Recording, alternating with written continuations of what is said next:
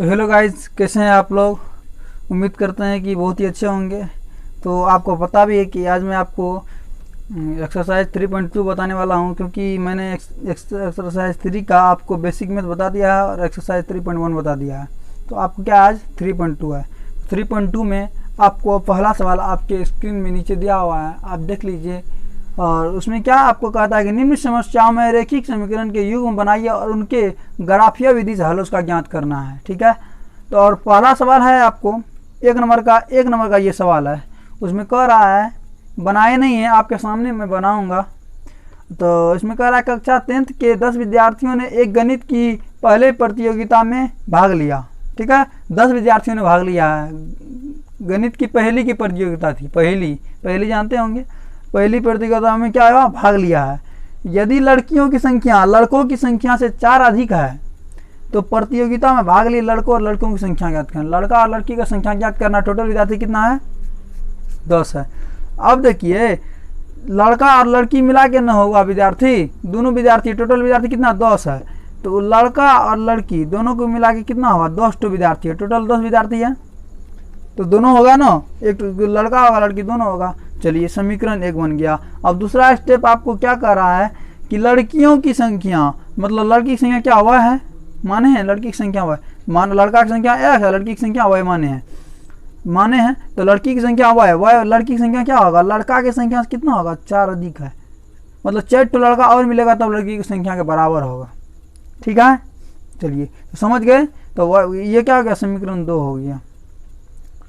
जरूरी नहीं है एक्स वाई सी रहेगा तभी समीकरण, मतलब क्या हुआ, इक्वल में है तो चर पद है तो आपको समीकरण हो गया। तो चलिए अब इसको नेक्स्ट देखते हैं। अब इसको हमको क्या कहना है, ग्राफीय विधि से। समीकरण निकल गया तो ग्राफीय विधि से आराम से बना लीजिए। तो पहला समीकरण x + y = 10 और दूसरा समीकरण क्या है, y = x + 4 है। हाँ, तो चलिए, तो x बराबर क्या हो जाएगा, चलिए इसमें y है तो इसमें भी y लिख देते हैं। y बराबर क्या होगा, 10 - x। सारणी आप बनाना जानते होंगे बहुत ही अच्छा तरह से, क्योंकि एक्सरसाइज 3.1 में मैंने बता दिया है आपको, ये सारणी बनाना मैंने बता दिया है। चलिए, ये क्या हो गया, x, ये y और ये x y दोनों, ये निर्देशांक हो गया आपको। चलिए, कितना संख्या लेंगे, 2 ही संख्या लेते हैं, ज़्यादा संख्या नहीं लेंगे। इसमें भी देख लीजिए, ले लेते हैं।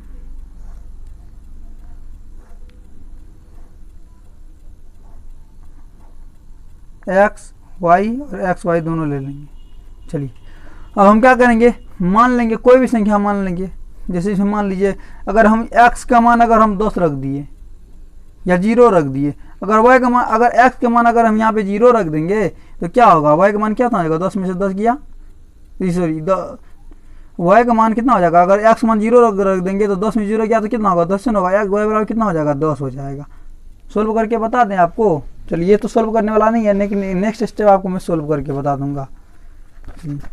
उसके बाद अगर हम इसका मान अगर 10 रख दें, x का मान क्या रख देंगे, 10, x का मान 10 रखेंगे तो y का मान कितना होगा, 10 में से 10 चला गया। देख लीजिए, y बराबर क्या है आपको, 10 - x है। अगर x का मान हम 10 रख दें, 10 में से 10 गया कितना होगा, 0। तो y बराबर क्या हो गया, ये तो y बराबर नहीं है, तो y बराबर क्या हो गया, y बराबर 0। ये समझ गए। तो निर्देशांक क्या हो गया, सबसे पहले x लिखते हैं, तो x क्या है, 0 और y क्या है, 10। एक निर्देशांक ये हो गया। और ये क्या होगा, x बराबर क्या, x वह है ना, तो पहले x लिखेंगे, तो x कितना है, 10 और y कितना है, 0। तो 0 10 10 0, 2 निर्देशांक हुआ। ग्राफीय विधि में 2 ही काफ़ी है। चलिए, उसके बाद नेक्स्ट इसमें देखेंगे, हमको इसका मान निकालना है। चलिए पहले इसको 0 लिख देते हैं। मान लीजिए क्या है, y बराबर x + 4 है। हम ये x का मान अगर 0 रख देंगे तो x का मान 0 बैठा देंगे, कितना होगा, तो y का मान कितना हो जाएगा, 4 हो जाएगा। तो 4 लिख दिए। समझ रहे हैं बात को। चलिए, उसके बाद y बराबर समीकरण क्या है, x + 4 है। अगर हम एक बार इसको -4 रख देते हैं, यहाँ पे -4 रख देते हैं, फायदा है। x बराबर अगर -4 रख देंगे तो क्या होगा, इधर देखिए, -4 x की जगह प्लस का 4 का 4 ही रहेगा। तो क्या होगा, -4 प्लस कट गया, 0 होगा। तो क्या हो गया, 0 हो गया।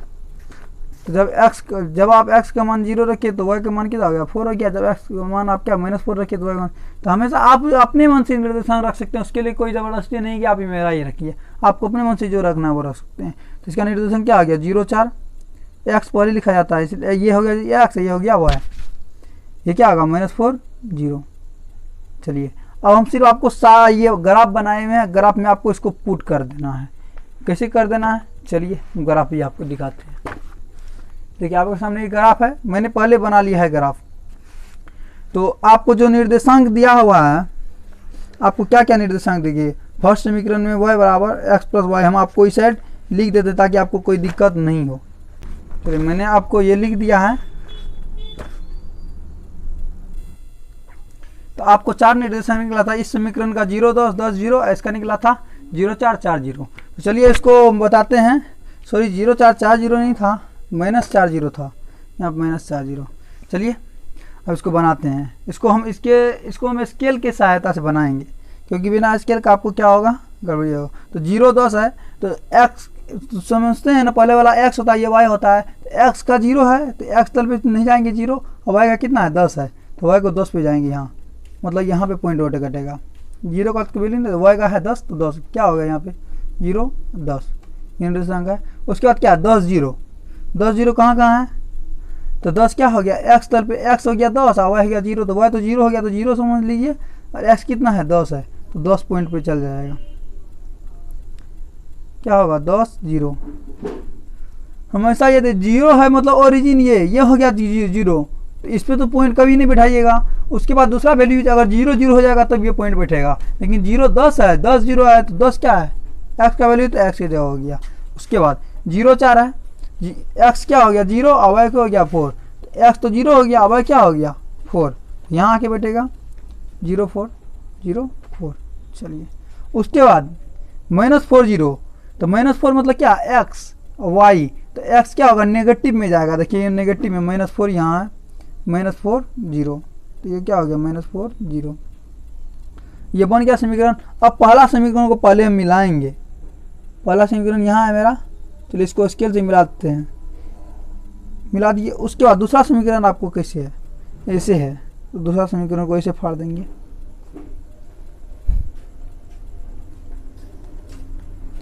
अब जो ये हमको मिला है, आपको ये कहाँ मिला है ये देख लीजिए।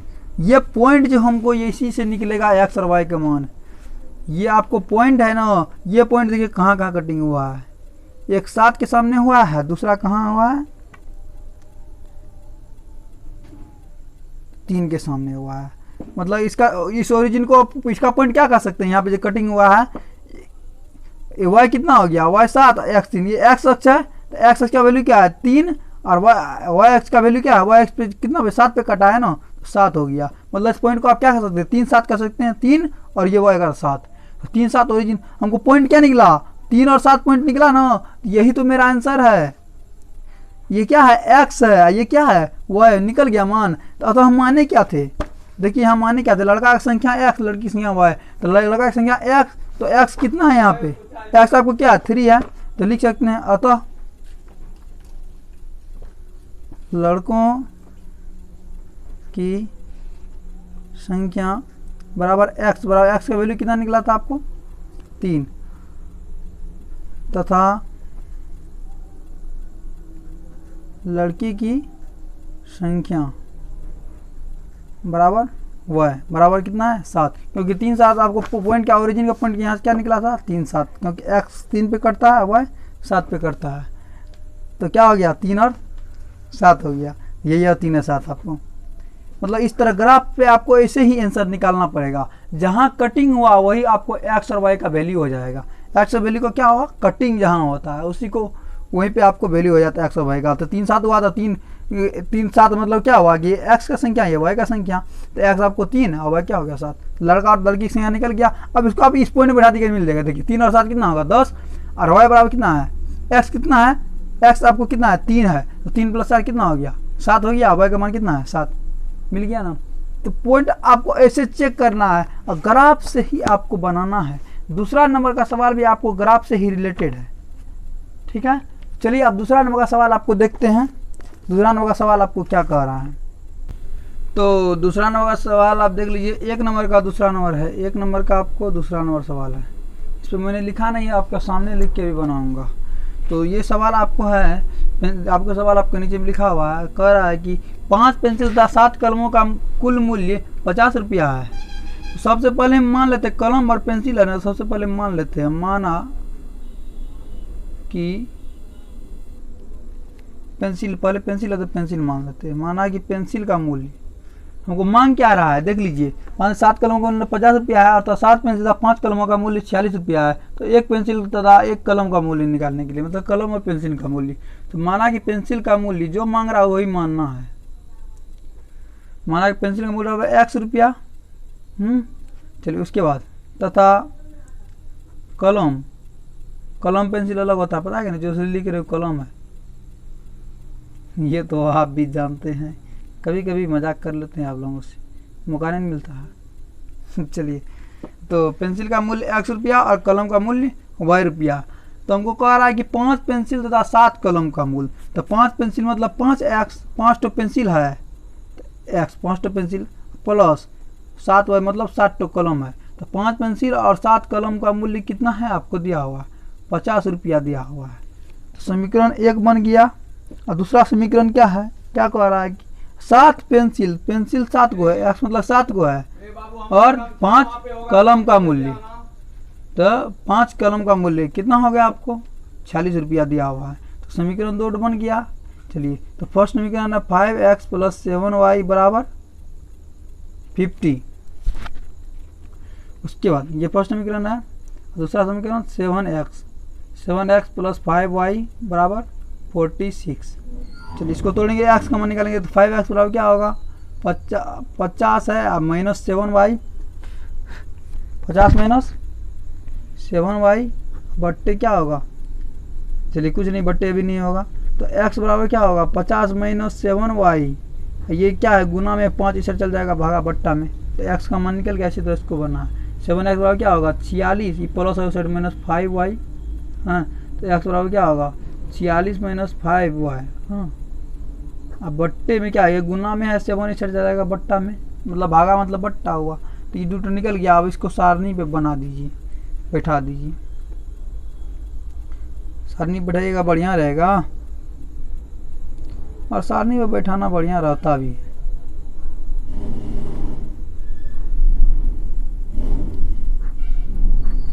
चलिए, 3 खचाल बना लेते हैं। 2 ही तो संख्या निकालेंगे। हाँ, एक तो x एक तो y, ये क्या है x y दोनों, ये भी x एक तो y, ये भी x y दोनों। चलिए, तो हम अब मानेंगे संख्या निकालेंगे। संख्या निकालेंगे तो कैसे, चलिए, अब हमको x है तो हमको y का मान रखना पड़ेगा। चलिए, मान लीजिए y का संख्या मान यहाँ 5 है, हम आपको बना के दिखा देते हैं। काहे बोलिएगा नहीं बनाए। तो x बराबर क्या है आपको 50 माइनस 7y या बट्टे 5 है। मान लिया y का मान अगर 5 मान लेते हैं, तो y का मान 50 माइनस 7, और y का मान कितना है 5 है, तो 5 लिख दिए बट्टे 5।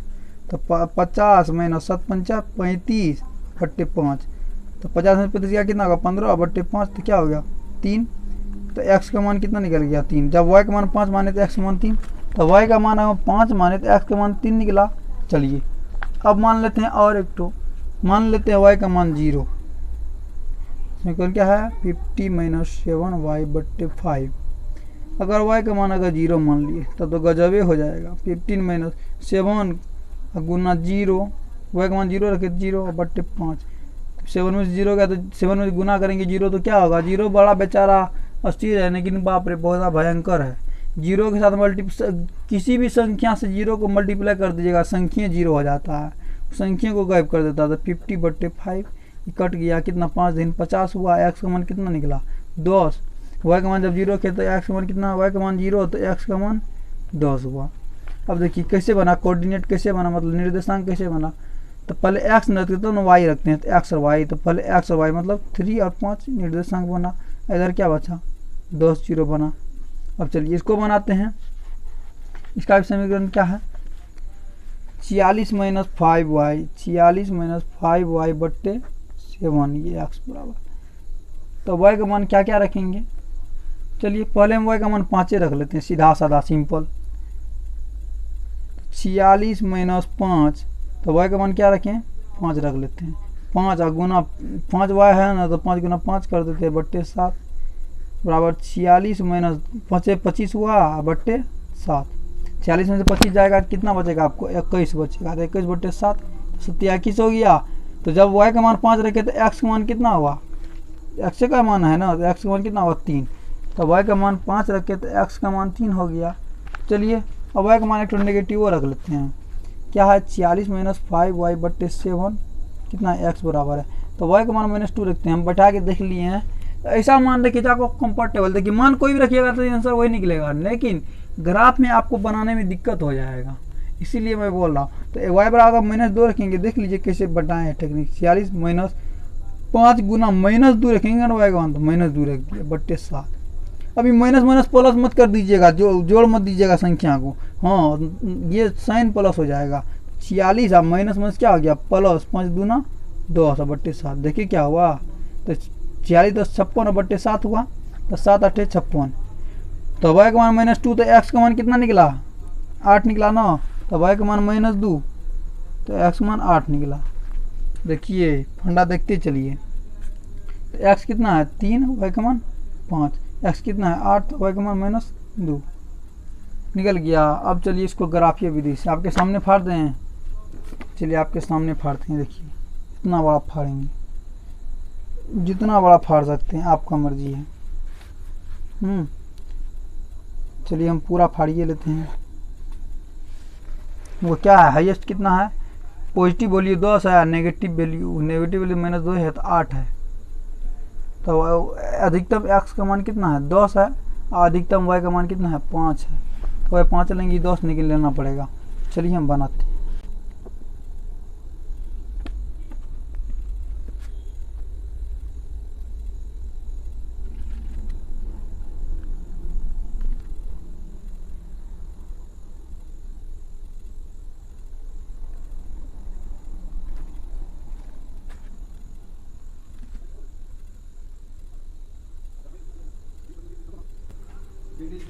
चलिए तो आपको क्या है?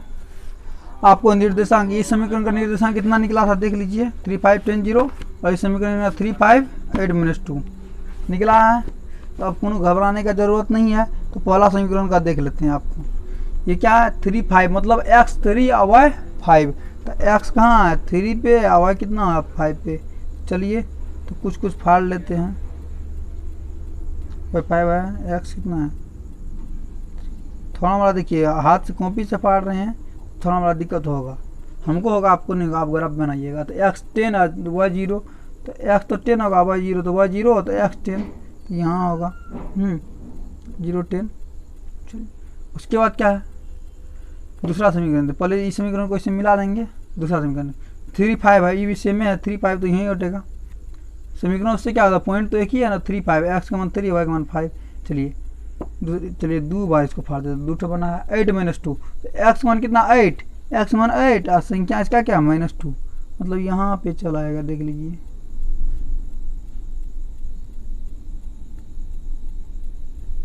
कैसे बन जाएगा समीकरण, कटेगा कैसे? देखिए पहला समीकरण तो आपको ऐसे कटेगा, बनेगा आपको।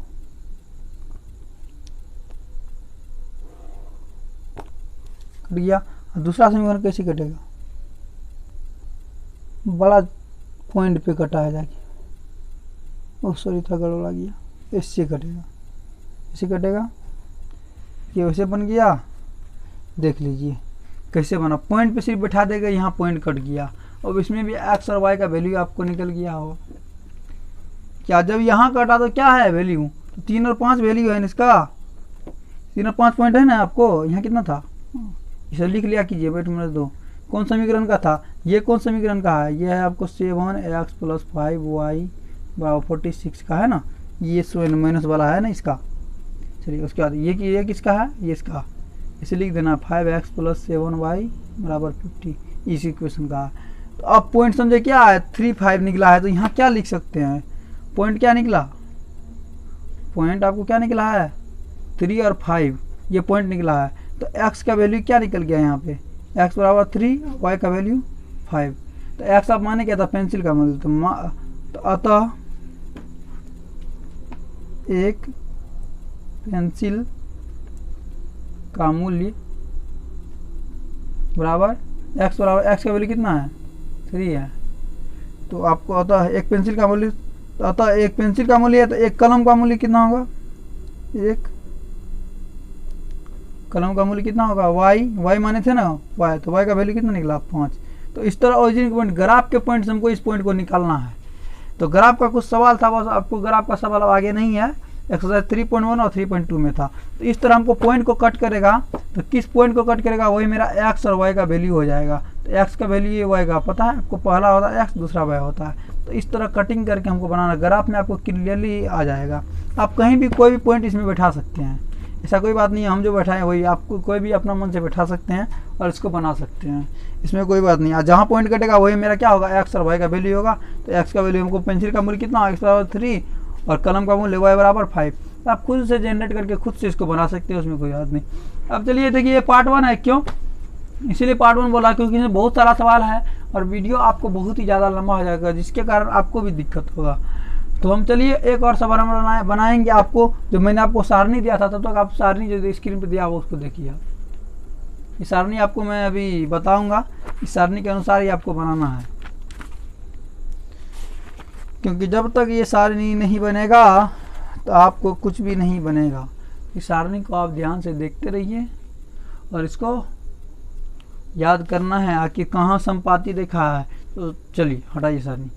चलिए आपके सामने देखिए जो नीचे में सवाल लिखा हुआ है, कह रहा अनुपात A1/A2 B1/B2 और C1 व C2 की तुलना कर ज्ञात कीजिए कि निम्न समीकरण, नीचे में जो समीकरण दिया हुआ है, अब मैं समीकरण दे रहा हूँ, समीकरण द्वारा निरूपित रेखाएं एक बिंदु पर प्रतिच्छेद करती है। रेखा प्रतिच्छेद करती है, बता रहा है कि प्रतिच्छेद करती है। जब वो करती है तो वो समांतर होगा अथवा संपाती होगा। तो दूसरा नंबर का आपको पहला सवाल ये है, 5x - 4y प्लस 8 है, 8 बराबर 0, पहला समीकरण है इसमें। दूसरा समीकरण क्या है आपको, 7x + 6y - 9 = 0। दूसरा समीकरण, इसमें समीकरण दर्शाने का जरूरत ही नहीं है, लेकिन मैंने दर्शा दिया। अब आपको पता है कि ये ए हो जाता है, ये हो जाता है, ये बी हो जाता है, ये सी हो जाता है, ए बी सी। तो क्या हो गया, A1 हो गया, ये A2 हो गया, ये B1 हो गया, ये B2 हो गया, C1 हो गया, C2 हो गया। चलिए हम इसको निकालते हैं। तो A1/A2 बराबर कितना हो गया, A1 5, ये संख्या x का कोफिशिएंट जो वही हुआ A1, आपको समझ गए। तो ये जो संख्या नंबर ही आपको A1 A2 होता है। तो A1 कितना होगा 5, A2 कितना हो गया 7। चलिए इसी तरह B1/B2, तो B1 कितना है -4 है, प्लस में रहेगा कोई दिक्कत नहीं, प्लस को नहीं लिखा देते, ये क्या है B-4 है B1। तो B1 कितना -4, तो B2 कितना हो गया 6। उसके बाद C1 और C2, C1 कितना है आपको 8, C2 कितना है -9। इसे लिखना है, +8 तो लिखे हुए हैं लेकिन प्लस को दिखाया नहीं जाता, वो ऑलरेडी रहता है। तो A1/A2 और B1/B2 बराबर है या C1 और C2 बराबर है, यहाँ लिख देंगे A1/A2 बराबर B1/B2 बराबर C1/C2। अब इसमें बताइए कि ये बराबर है 5/7 है -4/6 है, कौन नहीं बराबर नहीं है, नहीं है। उसके बाद ये दोनों बराबर है B1/B2 और बराबर C1/C2 है, नहीं है, ये भी नहीं। अगर इसको काटिएगा भी तो अभी नहीं होगा, 2 दूना 4, 2 तिया 6, ये भी ये कटेगा ही नहीं, तो उसको काटने का जरूरत नहीं है। तो 4/6 8/-10 बराबर है, ये बराबर नहीं है। जब ये तीनों बराबर नहीं है इसका मतलब क्या हुआ, ये प्रतिच्छेदी करती हुई रेखा हुआ। आपको सारणी में मैंने दिखाया था और मैं आपको फिर एक बार आपको रिवाइज करवा देता हूँ सारणी में। आप देख लीजिए, मैं आपको बुक से दिखा देता हूँ। ये देखिए आपको सारणी है, सारणी आप देख सकते हैं A1/A2 बराबर B1/B2 नहीं रहेगा, क्योंकि ये सब कंडीशन में आप देख लीजिए बराबर है, इक्वल है। तो आपको चलिए मोबाइल की स्क्रीन पे देते हैं, देख लीजिए आप। तो A1/A2 बराबर नहीं B1/B2 होता है, तो क्या होता है प्रतिच्छेदी करती हुई रेखा होता है। A1/B2 बराबर नहीं B1/B2, इसको छोड़ दीजिए आप। तो A1/A2 बराबर नहीं B1/B2 है, तो इसका मतलब क्या हुआ, ये प्रतिच्छेद करती हुई रेखा हुआ, प्रतिच्छेद करती हुई रेखा। हमको जो पूछ रहा है वही बताएंगे, एक्स्ट्रा नहीं बताएंगे। प्रतिच्छेद करती हुई रेखा हुआ आपको, क्योंकि A1/A2 बराबर नहीं भी, क्योंकि इसके बाद ये हो, ये जब ये दोनों बराबर नहीं है तो इसको देखना ही नहीं, जब ये दोनों बराबर रहेगा तब इसको देखना है। ये समझ के चलिए अब दूसरा समीकरण बनाते हैं। दूसरा समीकरण में आपको दिया हुआ है दूसरा नंबर का सवाल। चलिए देख लेते हैं दूसरा नंबर का सवाल क्या है। 9x plus 3y plus 12 is equal to 0। दूसरा क्या 18x plus 6y plus 24 is equal to 0। तो a1/a2 बराबर क्या है 9/18। इसको काट दीजिए, क्या होगा 9 का 9 18, मतलब 1/2 होगा। फिर b1/b2 बराबर कितना है 3/6। तीन का 3 अच्छा हो गया, मतलब 1/2 हो गया, ये भी 1/2 हो गया। तो c1/c2 बराबर कितना होगा 12/24 है, 12/24 है ना। c1 ये a1a2 b1b2 c1 c2 है, तो क्या 12/24, तो 12 का 12 24, मतलब 1/2, मतलब तीनों 1/2 है। अतः कह सकते हैं ना, इसीलिए a1/a2 बराबर b1/b2 बराबर c1/c2। ये तीनों बराबर है 1/2 1/2 1/2। जब तीनों बराबर है तो आपको सारणी देखिए फिर स्क्रीन पे दे रहे हैं, तो सारणी आपको क्या कह रहा है, जब तीनों बराबर होता है तो क्या होता है समपाती रेखा होता है।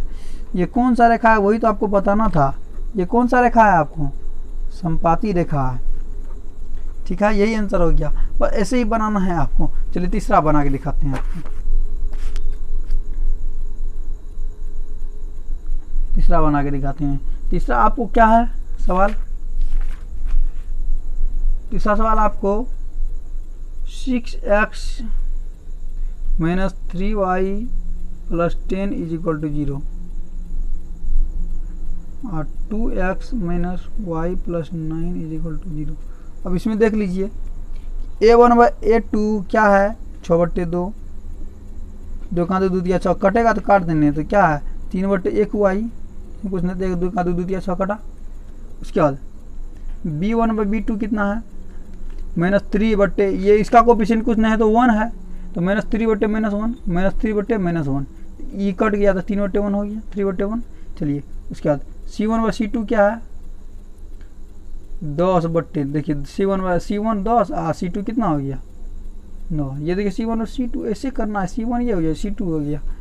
अब ये देखिए कि a1/a2 बराबर b1/b2 है, क्योंकि ये भी 3/1 है, ये भी 3/1, लेकिन ये बराबर नहीं है, इसलिए लिख सकते हैं ना a1/a2 बराबर b1/b2 बराबर नहीं c1/c2। कैसे हुआ, ये देखिए ये दोनों तो बराबर है 3/1 तो a1/a2 बराबर b1/b2 है, लेकिन क्या इसके बराबर ये है b1/b2 बराबर c1/c2 नहीं है, क्यों 3/1 है, ये 10/9 है, कभी होगा कटेगा भी नहीं। तो a1/a2 बराबर b1/b2 बराबर नहीं c1/c2। उस कंडीशन में क्या होता है, जब नहीं होता है तो नीचे में देखिए सबसे नीचे सारणी में दिया हुआ है, वो क्या है आपको समांतर रेखा है। मैंने बार बार आपको सारणी से ले देता कि आप देख लीजिए, आपको भी डाउट नहीं हो। तो ये आपको था ग्राफ, और आपको सारणी के अनुसार मैंने बताया था, मैंने आपको बेसिक मैथ में ही मैंने सारणी दिया था, उसमें भी बता दिया है। अगर आप नहीं देखें तो बेसिक मैथ पहले देख लीजिए, उसके बाद ये पूरा वीडियो देखिएगा आप। उसके बाद आप क्या करिएगा, पूरा वीडियो देखिएगा, नहीं तो आपको बहुत सारा दिक्कत हो जाएगा इसमें। क्योंकि जब तक आप बेसिक में, जब तक किसी भी चीज़ का जड़ मजबूत नहीं होता, इसका छिपी मजबूत कभी नहीं होगा, तना कभी मजबूत नहीं होगा। तो पहले जड़ मजबूत कीजिए, जड़ मजबूत है तो आपको 10th का मैथ बहुत ही आसानी से बन जाएगा। इसीलिए सबसे पहले मैं आपको बेसिक बना देता हूँ, उसमें सभी क्वेश्चन को कर देता हूँ, क्योंकि जब तक बेसिक नहीं है, क्योंकि बेसिक के बिना कुछ नहीं है। फिर आपको पार्ट 1 था, तो चलिए तो अब नेक्स्ट वीडियो आपको क्या लाऊंगा पार्ट 2। पार्ट 2 में क्या बताऊँगा, पार्ट 2 में भी बहुत सारा सवाल है आपको जिनको बताना है। तो पार्ट 2 में कहता है रैखिक समीकरण युग्म से संगत असंगत निकालेंगे। उसके बाद क्या निकालेंगे, युग्म संगत है असंगत है तो ग्राफीय विधि से फिर उसको हल करेंगे। फिर आयताकार चित्र है, बहुत तरह का सवाल है जिसको आपको बनाना है पार्ट 2 में। तो पार्ट 2 भी लंबा उतना ज़्यादा नहीं होगा, क्योंकि पार्ट 1 भी आप देख रहे हैं बहुत ज़्यादा लंबा नहीं हुआ है। चलिए मिलते हैं नेक्स्ट वीडियो में। अगर वीडियो पसंद आए तो लाइक शेयर सब्सक्राइब जरूर कीजिए, दोस्तों के साथ जल्दी शेयर कीजिए, क्योंकि अभी भी कुछ विद्यार्थी का नहीं छुटा है। तो 9th वाले स्पेशली इस ग्रुप में जुड़िए, मतलब इस चैनल से जुड़िए, और मेरा व्हाट्सएप ग्रुप में भी ज्वाइन हो जाइए, क्योंकि उसके लिए बहुत सारा फायदा है आपको अभी से मैथ का तैयारी। क्योंकि मैं आपको पता है कि एक दिन छोड़ के एक दिन वीडियो डालता हूँ 10th क्लास का, और मैंने आप लोगों के डिसीजन लिया है कि आपको बेसिक चीज़ें मैं बताऊंगा, चाहे कोई भी क्लास का हो विद्यार्थी, नहीं उसके लिए बेसिक जो ज़रूरी होता है, उसे एचसीएफ निकालना, एलसीएम निकालना, बहुत सारे चीज़ लंबा विभाजन प्रक्रिया रहता है, तो उसको शॉर्ट में डिवाइड कैसे करें, तो वो सभी मैं आपको बताऊंगा, बहुत सारा प्रक्रिया बताऊंगा। चलिए, तो आज के लिए इतना ही, मिलते हैं नेक्स्ट वीडियो में, धन्यवाद।